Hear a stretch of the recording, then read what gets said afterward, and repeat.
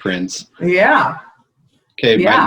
my next question, and we're just kind of going through our timeline here. So you created those various coalitions.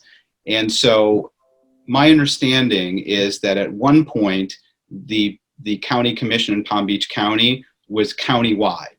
And then ultimately, as a result of a lot of the hard work that you did, there was a decision where each county commissioner would represent a certain district. Could you elaborate a little bit on that? Yes, all the elections were county-wide, and every single election was determined by a council of presidents or a political action committee we had put together, because we overwhelmingly had the large percentage of votes, let alone the largest blocks, and we would sit and determine winners and losers. So in about 1986 or so, somewhere in there, John R. Smith, Lloyd Ecclestone, John Temple, and a bunch of the business conservative characters, or just pro-business, changed the charter of the county so that countywide elections would not occur anymore, and they could elect people by districts to try to isolate the condominiums and the homeowners into one or two districts. They believed they would take back control of the county, which they didn't believe they had. It didn't quite work out that way, but we made great friends with them. My closest relationships, my closest trusting, closest friends are, in fact, those people, the John Temples and the Lloyd Ecclestones and the John R. Smiths. These have turned out to be some of the greatest teachers and political allies in the county, and we now work with them as allies, so it worked out real well. But they try to undo the hold that they believed the homeowners had on government, and they wanted to recover it. So one other thing, just kind of because I have a political science degree and a student of history, and being that this is my county that I'm going to be living in most likely the rest of my life, my understanding of just doing a little bit of research for this interview, there was at a point in time where your coalition actually had a moratorium on development for a time certain.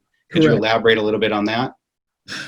At the time we did that, there were no impact fees of any form that were worth anything. So when you would build homes, the people who lived here had to pay for the roads, the schools, the wastewater treatment plants. So the first thing we wanted to do was create impact fees so the people who moved here would do that.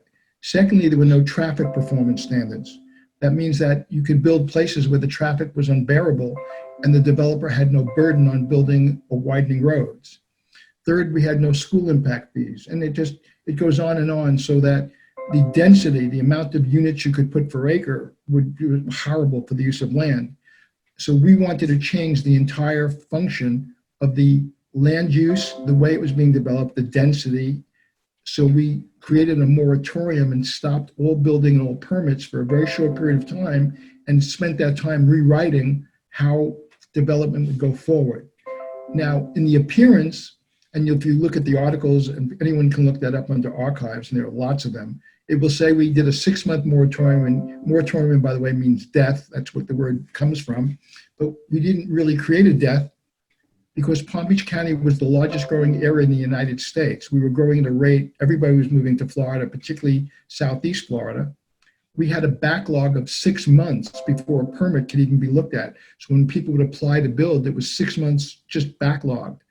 So they didn't really lose any time as much as the process stopped for a short period.